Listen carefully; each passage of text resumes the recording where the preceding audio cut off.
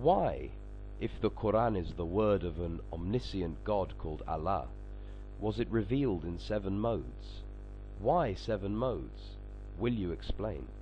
This is a question that every thinking and inquiring mind should ask, whether they are believers or unbelievers. After all, the Hebrew Bible, the New Testament, the scriptures of the great civilizations of India, China, Persia, and others were all in one version. Why did Allah, if He were the same as the God of Israel and Jesus, need to reveal the Quran in not 2, 3, or 4 modes, but 7? Incredibly, the answer to this question, based upon the records of Muhammad and Islam, is astoundingly simple. To start with, the pagan Arabs were mostly illiterate and very rarely had the facilities or the wherewithal to put down in writing the verses of the Quran. Most of the Quran had to be memorized by those who were attending Muhammad at any one time. Since Muhammad had to inform some of his immediate followers of his alleged revelations at different times, in different places, to different companions, over the incredibly long period of 23 years, it was impossible for him to keep track of the verses, their contents, and to which surah they belonged. He was giving different versions of a verse to different companions at different times. This caused, of course, dissent, consternation, infighting, and bewilderment among his followers. When these companions exchanged recitations, each believing that he had the correct and obviously the only true version, they started fighting and accusing each other of error or fraud. They of course had no other recourse but to ask Muhammad for the true version. When Muhammad heard the 2 or more versions, he told them that all are correct. Muhammad escaped this dilemma by informing his gullible and ignorant followers that the Quran was revealed in 7 different ways, modes, versions, or dialects. Thus, at a stroke, the sincere and truthful apostle of Allah covered all his lies and deception with this very simple but convenient answer. Why 7 modes? Because 7 is a holy number in the Bible, and hence Muhammad used it incessantly in the Quran and Hadith. Allah, who gave the Torah to Moses in only one form, had to give the glorious and inimitable Quran in 7 different ways. Our listeners should be reminded that many of the memorizers of the Quran perished in the earliest battles of Muhammad and Islam, before the Quran was finally collated and collected in book form. Hence, even according to the Hadiths, innumerable verses were lost in that way as well as in other ways, as detailed in our compilation of the Quran, chapter 36. Sahih Muslim Hadith 1787, narrated by Ubay ibn Ka'b. I was in the mosque when a man entered and prayed and recited the Quran in a style to which I objected. Then another man entered the mosque and recited in a style different from that of his companion.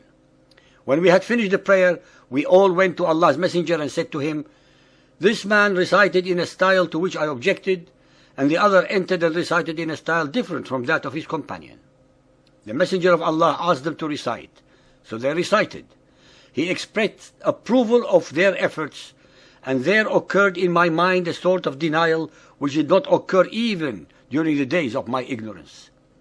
When the Messenger of Allah saw how I was affected, he struck my chest, whereupon I broke into a sweat and felt as though I were looking at Allah Himself.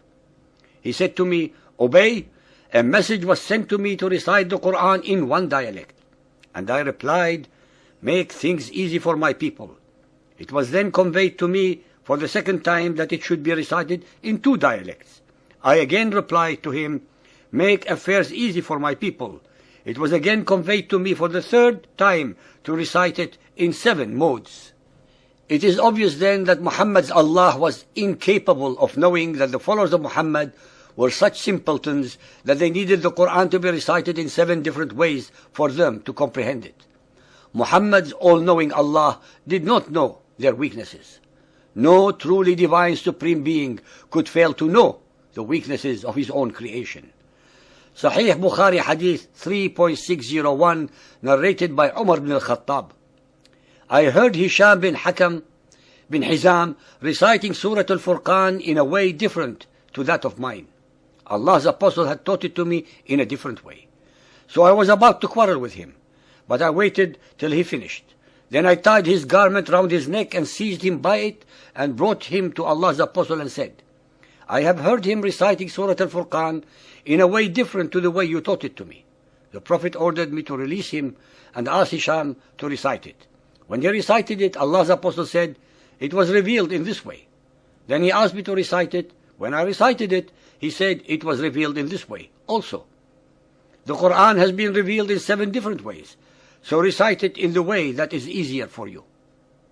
Sahih Bukhari Hadith 4.442, narrated by Ibn Abbas. Allah's Apostle said, Gabriel read the Quran to me in one way, and I continued asking him to read it in different ways till he read it in 7 different ways. Al-Tirmidhi Hadith 2215, narrated by Ubay ibn Ka'b. Ubay told of Allah's Messenger meeting Gabriel and saying, I have been sent, Gabriel, to a people who are unlettered, among whom are old women and old men, boys and girls, and men who have never read a book. He replied, the Quran, Muhammad, has been sent down in 7 modes. Ladies and gentlemen, please remember that the people of the book, the Israelites, when they left Egypt, were also unlettered. But the God of Israel did not need to recite the Torah to them in 7 different ways. It was exactly because of these various versions of the Quran that Uthman bin Affan, the 3rd Khalifa, allowed only one Quran to exist by burning the 6 other versions.